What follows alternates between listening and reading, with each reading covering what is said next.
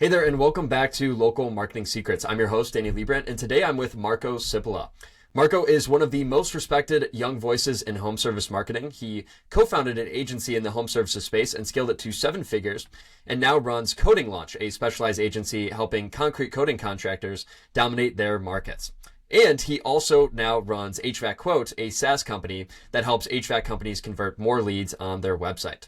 Marko's journey is pretty wild. He started his agency in high school, built it to a multi-million-dollar business by his early 20s, and now he has a new mission helping local service businesses grow through battle-tested, data-driven marketing systems.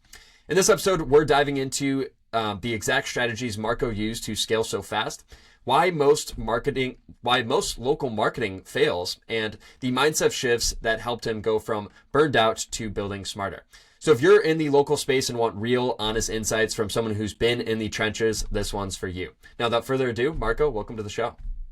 Yeah, absolutely, Danny. Well, first of all, appreciate you inviting me on to the podcast here, and super honored and blessed to be part of your journey. Absolutely. So glad to have you here, Marko. So first, let's dive back to the beginning of your journey. Tell me about starting in high school. What was that, and how do you grow so fast? Yeah, starting out in high school and going through college, I didn't want to go the traditional route. My mom was pushing me to go medical, and nothing wrong with medical, degrees or careers, but for me, it just never settled well with me, and so I wanted to look for an alternative route, and I started working with some local companies, just cold calling like local businesses and basically saying, hey, I'm going to college. Hey, can I build your website for you guys, or can I redesign it, or hey, can I help you guys with your SEO or whatever? That's kind of how the first, couple clients started out. And from there, we just kept building and building. And then we found our niche. We started focusing on just concrete coatings and epoxy, which is like the epoxy people that, put down on their garage floor. Or if you're looking at like the commercial industrial side, it's, polyurethanes, polyureas and urethane cement, stuff like that for commercial coatings. But we've started focusing on just that industry, and that's where we kind of started to explode our growth and grow the business. I don't think I've seen anyone else do that niche. Why do you guys choose that one? You know, Back, it's probably, I don't know, 4 or 5 years ago now, we were working with a local painting company, like a residential painting company. So we had clients in every industry, lawyers, plumbers, HVAC, garage door, flooring, you name it. And there was this local painting company that did about $5 million a year in revenue in Phoenix, Arizona. And this painting company wanted to, they had an epoxy side. It was kind of like a little side gig where they did epoxy. And so we started marketing their epoxy side because they wanted to get more jobs on that side. And that's actually the first time we ran an ad for the epoxy industry. And it did very well. We liked it. We picked it up quickly. And riches are in the niches, as everybody talks about. And so we figured out that this is probably a good industry to just kind of go, ham in. And so that's what we did. Interesting. Yeah, talk to me a little bit more about niching down. I know you're a huge proponent of niching down. It's never just home services. Like you guys have the specific HVAC quote tool. You have a fencing marketing book. You have the coding marketing book. Like, why is picking one niche so important? The biggest thing when you're growing any business is having like focus, right? And so if you're going to be the jack of all trades, or the handyman, for example, like the handyman analogy, where the handyman is like, he can do roofing, he can do plumbing, he can put together your water heater, he can put siding on your house or whatever, but he's truly not the expert in all of those things, because if you're going to be good at something, you have to have focus. You got to be good at a couple things to be really good at it and be the best and be confident that you can go to market and say, hey, we're the best type of company for X, Y, and Z. So like if I were to start, a, roofing company, for example, in Arizona, I would focus on the 1 or 2 roof systems that are really popular. And I would focus on just that and get really good at it and get good at repairs, get good at replacements for just those services. Why try to do everything, especially in the beginning when your company is smaller and you're in that like startup feel? And so same thing applies for an agency. If you're going to start a marketing agency and want to grow to 7 figures or multiple 7 figures, it's always best to focus on a niche and become the expert in that. So for us, we're the expert in concrete coating marketing. People just kind of know that we're the go-to marketing agency for the concrete coating industry.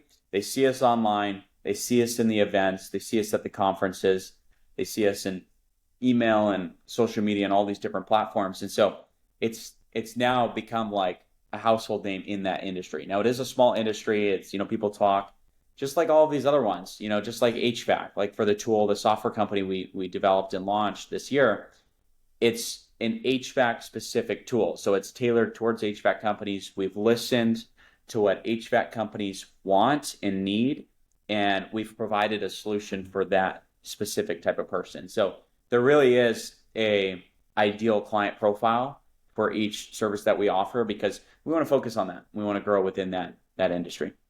Yeah, definitely. No, I'm glad you related that back to home services, because I feel like a lot of people talk about it in the agency space now. They'll say, like me, I have, pest control SEO, I'm only pest control companies. And other people like yourself, you might be concrete coating, and someone else might be lawn care, garage door, whatever it is. But home service people also need to keep this in mind. Like, stop trying to provide every service. Stop doing plumbing, electrical, HVAC. Like, just pick one and be the best of your area. And I feel like that's a really good nugget that people could pull from right away. That, like, stop being a jack of all trades, right? A jack of all trades is a master of none. Yeah. To be great at, what you offer, you need to do it for enough time. And there's a time equation. Like, when you do it for enough time, put enough energy into something, you can get great at it. And so if you focus on advertising for just one industry, kind of like yourself with pest control, it's like now people realize, like, hey, you really do have credibility in this industry, and you manage millions of dollars in this industry specifically. And so it comes with a lot of credibility, but also confidence that you're the best. Yeah, something I've been thinking about recently too regarding niching down and also just having maybe other competitive advantages is that this will actually be the way that you can show up in ChatGPT effectively. That if you are just like, let's say it's an agency like ours, and you are just general home service marketing. Well, there are plenty of many big home service marketing agencies out there, but if someone was to search, hey, who's the best person for SEO for pest control, or who's the best person for marketing for pest control, then you can reasonably expect, how many other people are doing marketing for pest control or doing, concrete coating for Chicago? Like, there's not too many. So you can niche down there, but once you start doing everything, then you kind of will show up for nothing. So it also applies to SEO too. Yeah, 100%. ChatGPT is just like any other search engine, and it's going to search the internet and search different sources and to get its answers. And so if you're focused on an industry or focused on a niche, then it's easier to like rise in the ranks and basically get more traffic. You're able to leverage that traffic to sell more business or scale, get more clients, and take your company to the new, to the next level. Definitely. So something I just find so impressive with what you've done. You're 23 right now. You've already grown several $1 million businesses. And I feel like there are guys that are, 40, 50, 60, still haven't reached that $1 million mark. So can you give some initial advice here? Like, is there a certain mindset switch, or why are so few people hitting $1 million? Yeah, you got to look at, I was looking at the data the other day. I think it was like 3% of businesses in America actually do $1 million in revenue. And that's $1 million in revenue. Like, you could do $1 million in revenue and spend $1 million too and make $0. But, I'd say, like, for, what I've done and, where I'm trying to go, we've really gone nowhere compared to where we're trying to go. And so it's all a mindset thing. Like, how far are you trying to take things? And also, like, it's the people you're around, like the 5 people you're around, you're a product of your environment. And so, when I hang out with people like Dennis Yu and, the owners of big manufacturing companies, and, like, if you're in those rooms and you learn from people that have done it, that are older than you are and have more experience and can lead you in the right direction, that's ultimately what it comes down to. And you want to be a sponge of those environments, because that way you're able to learn from the things that they have already done, and you don't need to make the same mistakes along the way. Obviously, it's, you'd be stupid to think that you're not going to make any mistakes, but as long as you don't make the same mistake twice, and you learn from those things, you take them as lessons, but you also learn from other people that have walked in your shoes. So if you're trying to grow a roofing company to $1 million a year or greater, like figure out how to talk to people that have done that. Not just grown any company, but grown a roofing company like you're trying to grow, and learn from them. Or, my brother's going to start a gutter company. He's going to want to talk to people that have grown multiple $1 million gutter companies. Those are the people he wants to talk to, so you can figure out the economics, how to set up your financials, how to price for profit, how to hire, how to create incentive programs for your employees, what to do in the winter months when it gets slow. Like, those are all the things that he's going to want to learn from people that have done it. And so that's my advice for people that, they're looking to grow a business or get to $1 million. Like, what industry are you in? Who has done it? Learn from them. If you're trying to grow an agency to $1 million, well, go to Seven Figure Agency. I mean, Josh Nelson of Seven Figure Agency has done a phenomenal job of teaching and coaching agencies across the country. I think they've probably grown like 100 companies to $1 million a year over the course of, the last 6 years or whatever they've been doing this. And so, learn from people like that. That's my advice. Definitely. No, that is really good advice. And yeah, I totally vouch for Josh as well. Yeah, I think last time I talked to him, he's grown over 137 agencies to $1 million a year, which is just insane. So, yeah, I mean, in that way, you don't have to reinvent the wheel. Like, everyone's trying to figure it out on their own, and they are like flabbergasted that they are not growing, that they're not seeing the growth that they want. And I can, like, in some respect, see, like, okay, I want to learn it on my own. I kind of like going through the trenches, figuring out things. Okay, we'll try this out. But really, if you are ambitious, if you do truly want to grow, find the people that have already done it. Like, it sounds so simple, but like, get in contact with those people. I guess that's a follow-up question there is, how do you get in contact with those people? Yeah. I mean, the first thing is understanding your industry, understanding your niche. Like, the internet is so wide nowadays that you could go to ChatGPT and say, I am a, roofing company in X, Y, and Z, and I'm looking to grow. Who should I talk to? And I'm sure it'll give you a list of answers of, consultants or coaching people. Now, don't just believe whatever you see there. Obviously, do your research and, figure out who the right person is to lean on. But there's going to be a lot of like paid options, and there's going to be a lot of like free options. And so, paid options would be like coaching programs, consultants, people that have walked the path, or like books, for example, you could buy from Amazon. Or, free options might be like podcasts like this, or, YouTube videos, or free webinars, or even just getting to know somebody personally and having a relationship with them directly and being able to like leverage that, as long as it's not hurting them. Like, it needs to be a mutual thing. And so it can't be like your direct competitor. Most of the time, you're not going to be able to learn from your direct competitor. But let's say it's somebody who runs a roofing company in another state, and you want to learn from him and how he grew to $1 million. Well, I'm sure he's willing to pour into someone like yourself and, be able to learn from someone like that. Definitely. No, that was a good point earlier as well, is that it doesn't even have to be an actual relationship. It can just be reading someone's books, watching their podcasts, all that stuff. And you're also mentioning ChatGPT, which I feel like a lot of people, especially guys in the trades, really aren't taking advantage of ChatGPT, just doing simple things like that.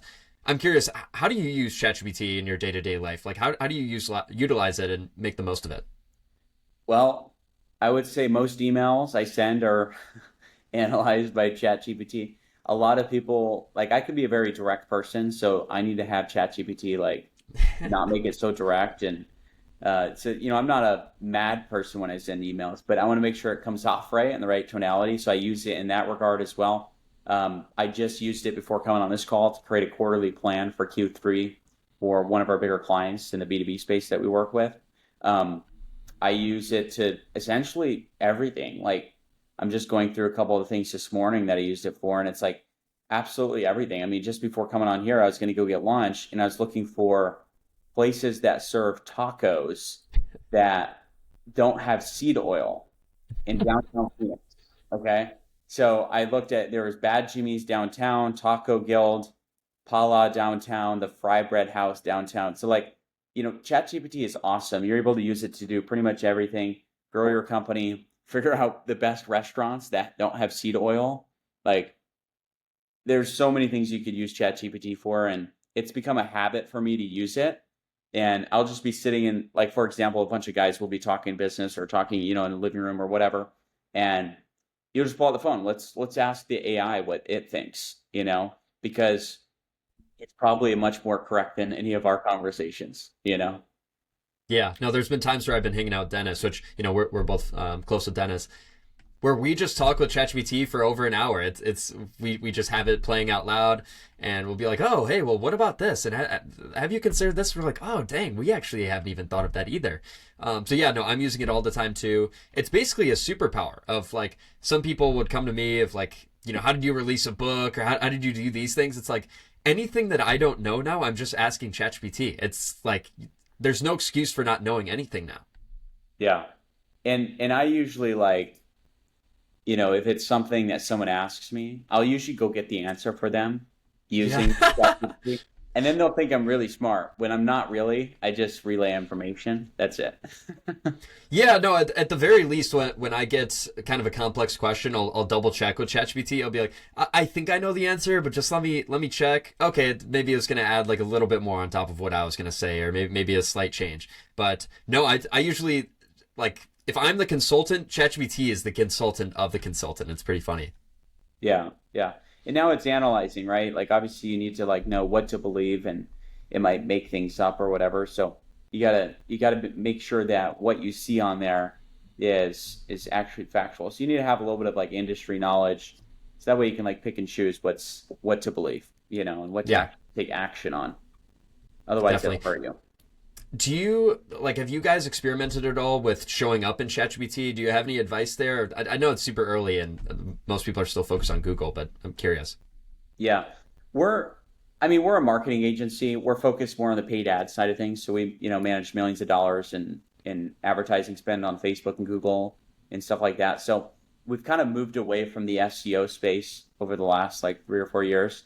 And so, I have an SEO background, but I wouldn't be probably the right person to ask, like, how to show up on better results there. I can tell you it's based on signals. So the more signals you have, the higher likelihood you're going to rank on there. But also looking up, like, if you're trying to rank for something like reverse engineer, like if I were to try rank for, best home services marketing agency for Facebook ads, if you were to go search that on ChatGPT and you see the companies that are on, the top 3 or whatever, go figure out why they're ranking there. Like, you could literally ask the AI, why is this company number 1?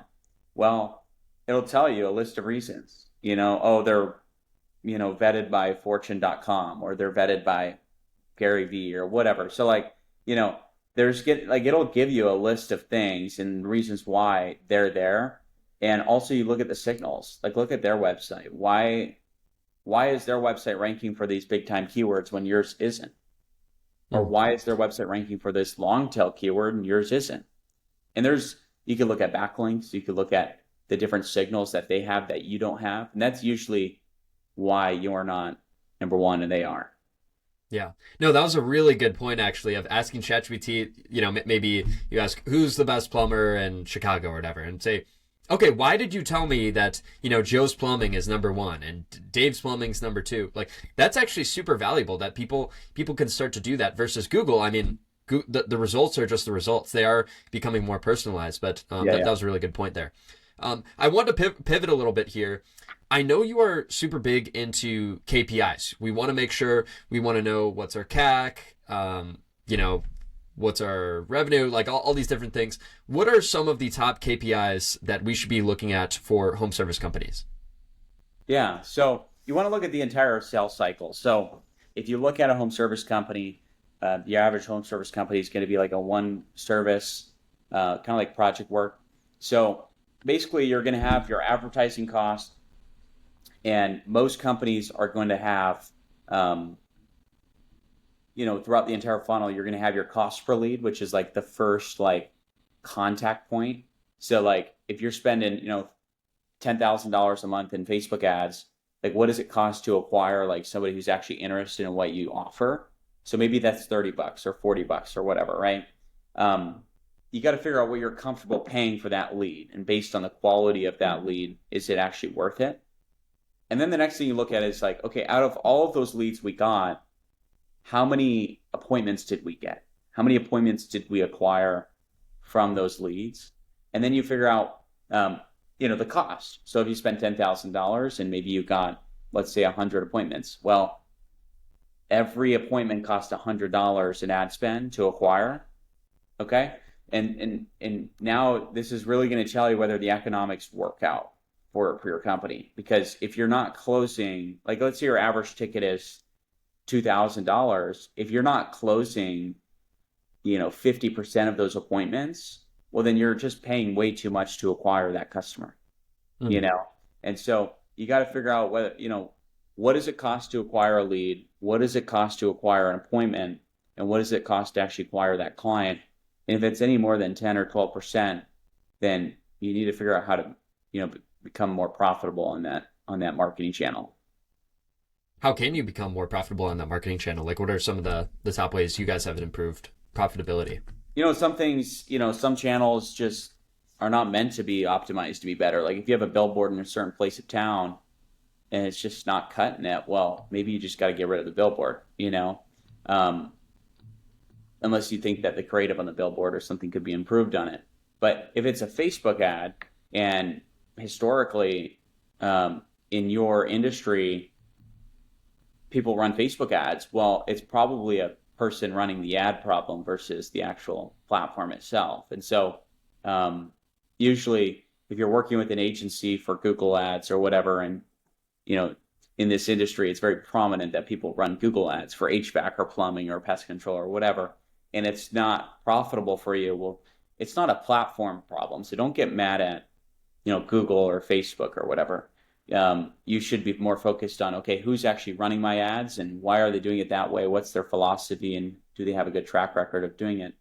But in our experience, let's say something's not working or something's not as effective as it should be. Well, there's a couple things you're going to want to look at. You'll want to look at the entire sales cycle. Like, are you running, like for Facebook, are you running lead form? Are you running conversion API ads? Are you sending traffic to a landing page? And then just setting expectations properly. Like if we're running landing page ads, our cost per lead is going to be higher. It just is. If we're doing lead form, our cost per lead is going to be lower, but you're going to have a lower set rate as well. And so you got to make sure that you're realistic with the different types of ads you're running. But usually the fix, Danny, for like optimization is just in the ad account. It's creatives, headlines, copy, funnel, offer. Like, what are you doing that was working and why is it not working anymore, and optimizing things. Yeah. No, I know you're a huge proponent for Facebook ads. I was just watching a podcast you were on, and you said that if you're under $1 million a year, you should be spending a lot of money on Facebook ads. So talk to me more about like how we can use Facebook ads for home service businesses. Is it all bottom of funnel and like creating a great offer? Just talk to me more about Facebook ads. Yeah. So, probably what I was referring to is in the concrete coating industry. Like if you're under $1 million a year, Facebook is going to be the best platform for you. And, that's only because, it's going to be the cheapest way to acquire new clients than any other platform other than like door knocking and just cold calling people. And so if you're going to run any sort of ads, do Facebook before Angie Leads, Home Advisor, Google, website, any of that other stuff. I mean, I've seen concrete floor coating companies go from 0 to 7 figures a year just running Facebook ads. And now, is it smart to only do that? Well, probably not. You should start doing some other stuff then. But the point is you're able to grow dramatically using Facebook ads if it's done correctly. But for other industries, I mean, obviously, like if I'm an HVAC company, now that we launched the software on the HVAC side, like if I was running an HVAC service company in residential, then I would have a website. I'd get Google Guaranteed going, LSA, like local service ads, and start running your Google ads. I would do that before I run Facebook ads, because that's like for HVAC and plumbing and electrical, like it's more of a need and people are searching on Google for that service, versus like concrete coatings is more of a want. It's a luxury service. And so Facebook works really well for them. Facebook can also do fantastic for HVAC, but it's more of like a secondary like platform I'd focus on. Awesome. Okay, so it does depend on the industry. I'm glad you cleared that It up. does. Um, Yeah.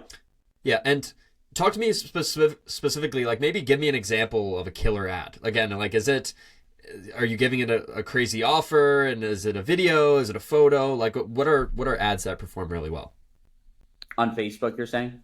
Mm-hmm. So with Facebook platform, you know, the biggest thing you're shooting for is you're trying to get the person to click through. That's ultimately what you want to happen, is someone to see the ad and be like, aha, I want that, or I want to learn more about that. And so they click on it. If you can get your cost per click as low as possible, okay? If you can get your cost per click as low as possible while still maintaining relevance and where you're not misleading anyone. Because if I had an ad where it said, claim $10,000 for free, everybody would click. I mean, not everybody, I mean, because it's unrealistic, but like a lot of people would click, right? And so if we had an ad that had an offer where it talked about, getting your concrete coatings done, and it's a summer promo, and it's July 4th, and we have this offer, and we have a beautiful garage floor transformation, or maybe HVAC, HVAC, hey, it's this summer, it's summertime, make sure that your AC is working or whatever. Like, yeah, maybe you have a tune-up ad, right? Like you're trying to acquire a click for as low as possible while still maintaining relevance. And so you don't want to put anything in your ad that's going to like mislead people or push them in the wrong direction, or, confuse them. But you want to have it very clear, still what you do, but, get a cheap click, because that way your cost per lead is going to be lower and the rest of the funnel works out better. Awesome. And how targeted are those ads? Like, should you do just, one ad for a big city? Or I've heard some people also like target neighborhoods. What's your strategy with targeting? We do broad for the most part. So, just targeting homeowners across the entire county or service area that they offer. For HVAC companies, like everybody has an AC unit on their house for the most part in America. And so like, you can target pretty much anybody who has a home that has a heartbeat, because at some point they're going to have to replace their HVAC unit.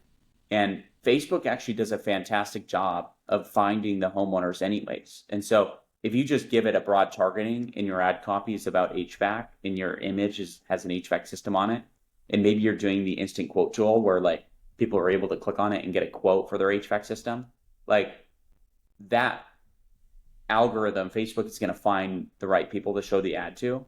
And sometimes you're going to have to reboot it or change the ad copy or whatever. And that's just basic optimization. But Facebook, for the most part, does a lot of the heavy lifting, versus like 10 years ago or 15 years ago, it was more media buyer heavy, where it actually required more work to run ads in Facebook.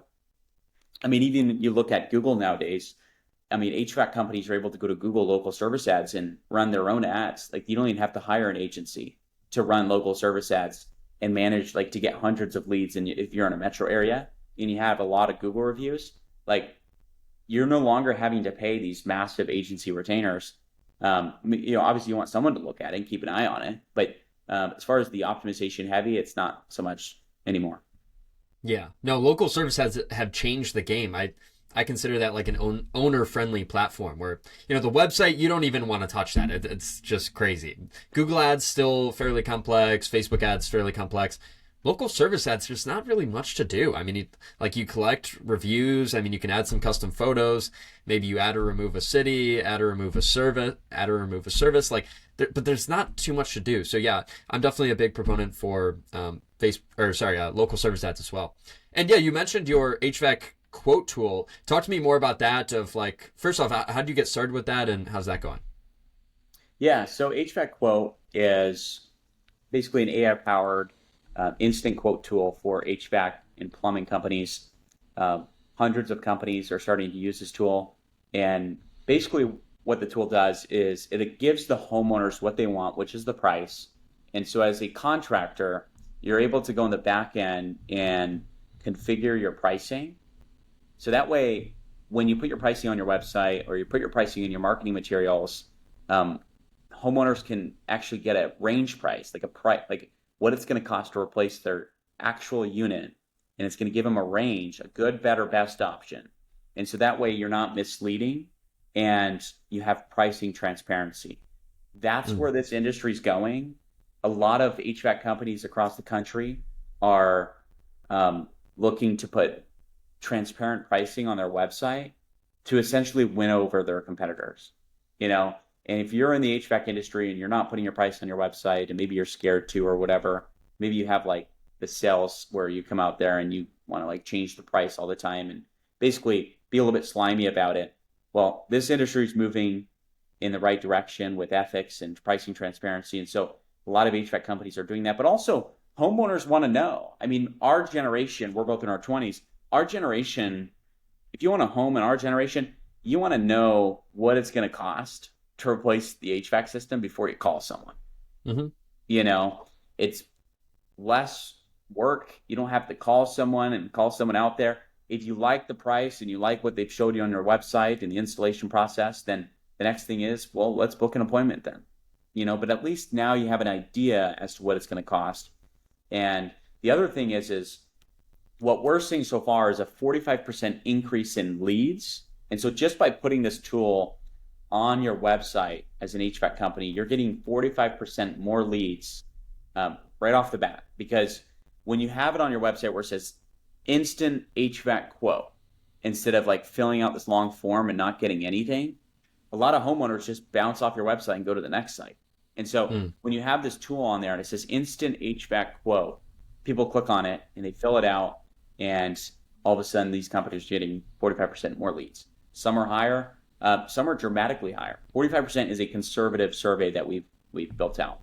And then the other thing that we're saying is that you have a much higher close rate on the appointments that you actually get from this tool. Because Danny, if you're a homeowner and you're getting a quote for your HVAC system and you see, it's going to be $12,000 to $13,000 for my HVAC system, and then you call that company to come out there, when you get a quote that's in between that range, you feel very comfortable moving forward because you already knew the price, or at least a range, before calling them out. And so you have a lot more trust in that brand.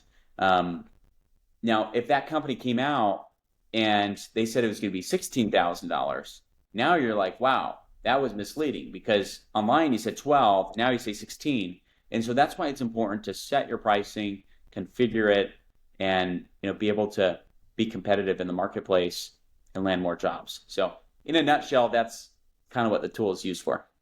Yeah, awesome. No, okay, that makes sense, especially for HVAC, because it's so high ticket that I can see some people like, I just cannot pay 30 grand for an HVAC system. Okay, 10 grand or 5 grand or whatever it is. Okay, I can see that you display that. At least you're not like sleazy and you're saying come to the house. But I guess to push back on that a little, how can you know how much it's going to cost? Is it based on the size of the house, or how does that work? Yeah, so our software essentially will read your address. So you'll type in your address in there, and it has data on basically all zip codes and home addresses across the country. And so it knows the square footage of your home, of like the prospect's home. And you're able to like enter in and be able to select the type of system. So for example, most homeowners know whether they have package or split systems or mini splits. And so like the homeowner's gonna be like, I have a package system. Okay. And then here's my address. And then based on that, okay, then it selects the tonnage. And so the homeowner doesn't know the tonnage of their system. That's just foreign language for homeowners. And so they do know their square footage though. And so they will select their square footage of their home, which is going to basically categorize them into what tonnage their system is going to be. And so that's actually how it calculates the price, is the contractor will select the price per tonnage, just like they have in their CRM and Service Tie-In or House Call Pro or their price book. And based on that, the homeowner selects the square footage, and then it gives them a quote range based on sort of that information. Yeah. Okay, that makes sense. I'm curious. Okay, so first I wanted to ask about conversion rates. So that you said there's a 45% increase. What is that typically from and to? So that's like the conversion rate of like 5% up to 7, or what does that look like? Yeah. So you're getting 45% more leads. So let's say on your website, you're getting 1,000 hits every month. Okay. And their conversion rate, let's say they're getting, 5% of those leads. 5% of those website um, visitors are actually becoming new leads. They fill out the form on the website, right? That's 50 leads every month. That comes out to about 1.6 per day. If you were to increase that by 45%, we're talking 73 leads a month instead of 50. And so on a daily basis, that's 2.4 leads. Um, so essentially, it's almost double the amount of leads you're going to get just by having this tool on your site, because homeowners are looking for the price. When they come to your HVAC website, they're looking for the price. They're looking for, what is it going to cost to replace my unit? I don't want to talk to anyone. I don't want to book with anyone. I want to know what it's going to cost. And so when they fill that out and you educate them on your good, better, best, where you have three different options, where the good is, cheaper, the best is the most expensive unit, but it's going to be more efficient. It's going to be higher efficiency. It's easier to install. It is more expensive, but it's a better unit and it's going to cool your house better. When you educate the customer throughout that journey, they trust you, they respect you, they like your brand. And also, if your pricing is consistent with what you actually are when you come out there, you're going to close a lot higher rate of them as well. And so it's really a win-win situation. I mean, we have clients across the country selling, tens of thousands of dollars more in replacement jobs than they were before. First Choice Mechanical, which is a client local in Phoenix, Arizona, they're selling over $100,000 a month from this tool, just the tool itself. And so, really, if you maximize it, you use it right, and you put it on your site, you're essentially leveraging all the current traffic you're already getting on the site. You would already get those leads, but now you're just getting more of those good leads, So that's kind of how it works. Awesome. And I know it's just for HVAC, but do you see a tool like this working for other services in the home services space? Yeah, there is other tools. I mean, you look at roofing. There's a company called Roofer. There's different companies in different industries that are already doing this a little bit. I'm sure there's certain industries that don't have something, but I believe most industries are going in this direction. Roofing, they've been doing it for a while now. HVAC, it's kind of newer. Roofing, a lot of companies have already been doing online pricing. And so I think this is where the industry is going. A lot of people are doing it. And if you're an HVAC company and you don't have something like this, I would ask yourself, like, why do I not want my pricing on my website? What am I most afraid of happening? Okay. And I will tell you that there's companies much bigger than yourself that are doing it, and they're selling a heck of a lot more replacement units than you are.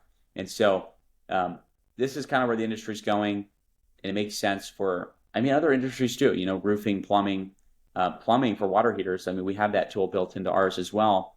But yeah, like roofing, all these other high ticket industries that you're able to actually create the price online, because some industries are different. Like remodeling, it's hard to come up with a price because the remodeling project's really dependent on what the homeowner wants. And so, for things like roofing, HVAC, water heaters, stuff like that, where it's more fixed products, it's easier to come up with a price online. Awesome. I'd like to switch gears here. I'd like to ask you about comparing essentially traditional marketing versus digital marketing. Where do you fall on that? I know you're more of a digital marketing guy, but do you think there's still a place for traditional marketing, and how should you disperse your spending on both of those? Yeah, 100%. So, traditional marketing actually works very well, very, very well. And, I've had a lot of people, say, otherwise on that. But I will tell you that if you're going to start a new company today, you should obviously do both. I'd probably put more of my eggs into digital marketing because that's what I'm good at. But all the traditional marketing efforts work very well as well. And they work good in contingent. So if you have your Facebook ads running and your Google ads running and your online stuff doing, but you don't have any traditional marketing. Well, they're just finding you online. They don't actually see you in person too. And so if you have your traditional marketing efforts and you're doing mailers and you're doing TV, radio, and you have all this stuff out there, and you're going to the conventions and the local home shows and stuff like that, but you're also running ads, it actually has a better effect because now your ads are going to convert at a higher rate. And if you didn't have the traditional marketing, your ads are going to convert at, like, let's say an average of 3% or 4%. If people are so familiar with you because of the traditional marketing efforts that you've done, then your ads are going to convert at a higher rate than not. I've seen this happen in many industries where, businesses will contract us to like run their ads for their actual business, like they do a B2B business where they sell to businesses. And so a lot of those companies have like a very good reputation in their industry, and they've done things traditionally where they've, people just known about them from the events, or they've maybe done mailers to every company in the area or whatever. And when they run Facebook ads, it just works way better than if you were to launch a new business and run Facebook ads. And that proves my point that if you do the traditional marketing, you're going to have a much higher success rate with your digital marketing, which is ultimately going to grow your company even more. So I would do both. I don't think one is better over the other. I think if I had to choose one, I would do digital. But if I were to grow a company all over again, I would do both. Yeah, awesome. Yeah, no, this is something that I've heard from you a lot, is taking the omni-channel approach. And this is, I feel like a lot of marketers are saying this nowadays, especially I come from an SEO background, of even people in the SEO space. They're not saying it's dead, but you can't just put, all your eggs in one basket. You have to diversify, start going into social media, everything regarding digital, and then even things regarding traditional as well. So, kind of playing off of that, is there anything that you'd say maybe you can hold off till later? Like, I think radio is definitely one. I talked with Jim Clark, who's like a top radio guy. He said, honestly, radio's only for companies doing over $10 million a year, maybe billboards and maybe even SEO. Is there anything that you'd say, like, hold off until $1 million or so?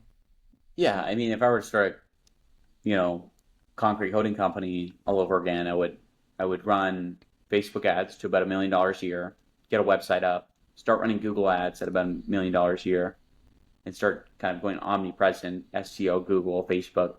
And then at that maybe $1.5, $2 million level, I would start doing, mailers. I'd start hitting neighborhoods with mailers. I would start doing some TV advertising and radio marketing. But I would probably keep 60% or 70%, probably more of my budget into the digital stuff that's tried and true from my experience, because that's what I'm good at, right? So you got to look at what you're good at too. Like, from your experience, like maybe you've had a lot of success with TV, or maybe you've had a lot of success with certain home shows, and there's a home show every other weekend or whatever. Like, focus on what you're good at, and as long as you're confident with it winning, then I would do that. Awesome. And what are you tracking with? Do you use Go High Level, or do you use something else for all your funnels and CRMs and such? Yeah, for our clients or internally for our business? Yeah, for clients. For clients, I mean, usually they're on a CRM like ServiceTitan or House Call Pro or Drip Jobs. One of these CRMs, they basically have source tracking. So whenever a lead is generated, it goes into the CRM. It tags it as Facebook, Google, LSA, whatever platform it is. And so that way you can pull a report and be like, oh, we sold $200,000 last month from Facebook, or we sold $140,000 last month from this home show. So most CRMs have tag tracking or source tracking, and that's the best way to do it. Awesome. Cool. One of the last questions I've got for you, Marko, is where do you see the future of local marketing, home service marketing? Is it going to change much with all this AI stuff? And are there going to be robots taking over? Just like overall, what is your consensus of what's going to happen over the next few years? Yeah, over the next few years, I would say, AI is going to become more prevalent.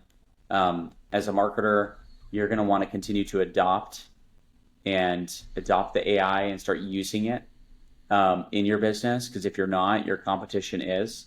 I don't think contractors are going to figure out how to and want, honestly, to have the care and want to do all of this themselves. So I still think there's going to be agencies that need to work with contractors, but you're going to want to become as efficient as possible.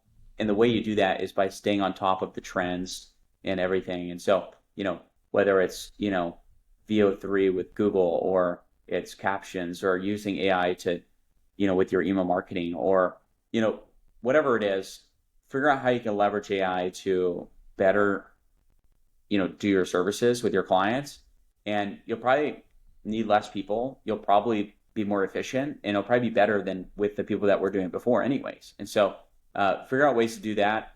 And as a business, if you're a home services company, then, figure out how to use AI yourself. Just like kind of we were talking about, Danny, today, like with ChatGPT, like how can you make your life easier with this? How do you get the answers to your questions faster? How do you solve complex business problems using AI? If there's a big decision you have to make, then I would feed all of your thoughts into ChatGPT. I would go do the voice version where you can turn on the voice and just talk to it for 20 minutes about whatever decision you have to make. And if it's a big decision, then, put some effort into it. Have the AI help you make that decision and, point it in the right directions, give it the right context so it knows what's what as well. But those are things that I'd recommend for, contractors or even agencies looking to grow. Definitely. I totally agree. Now, as we wrap up, I have one final question for you, Marko, that I like to ask all my guests is, what is your final message to home service owners or even potentially local marketers? What is your message for them? What do they need to know? What do you want to tell them? Yeah. Home service companies. I mean, if you're an HVAC company, you definitely want to, pursue online pricing transparency. Any home service company, look into something like that. Look for your industry. Look up and see if there's an instant quote tool for your industry, because that's going to instantly be able to generate more conversions for your home service company.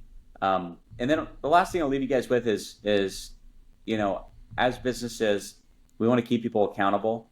And so, something I'm super big on is what are things that you should be holding your marketing agency or maybe software companies accountable for when you hire them, especially marketing agencies. When you hire a marketing agency, what are the 5-point things that you should follow to hold your marketing agencies accountable and be able to grow your company? Because it's not about them, it's about you and why you hired them and how to grow your company. And you want to follow those steps to maximize the efforts that you're hiring. And there's a reason why you hired the marketing agency. Don't forget why you did, and don't just spend money down the drain just to spend it. You want to make sure that you hold your people accountable, just like you hold your employees accountable. Do the same thing for your agency and grow your company. So that's the last thing I'll leave them with. Awesome. So you have to get HVAC quote if you're an HVAC company. That will be in the description below.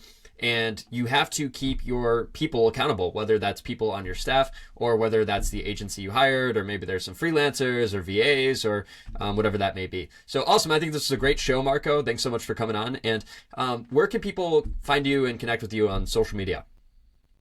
Yeah, absolutely. I have a Facebook profile. I'm probably the most active on Facebook. Just search my name, Marko Sipilä, or I think it's Marko Sipilä 12 is like the profile. So shoot me a DM on there, message me anytime. I'm pretty active on Facebook for the most part. And you can find us at hvacquote.ai. So it's .ai, hvacquote.ai for the HVAC software as well. So appreciate your time, Danny, and thanks for inviting me on here. Awesome. Definitely. Yeah. Okay. So both those links will be in the description. Anything else you'd like to plug or mention? No, that's it. Cool. All right. Thanks so much, Marko. This has been a blast and hope to have you on again sometime. Awesome.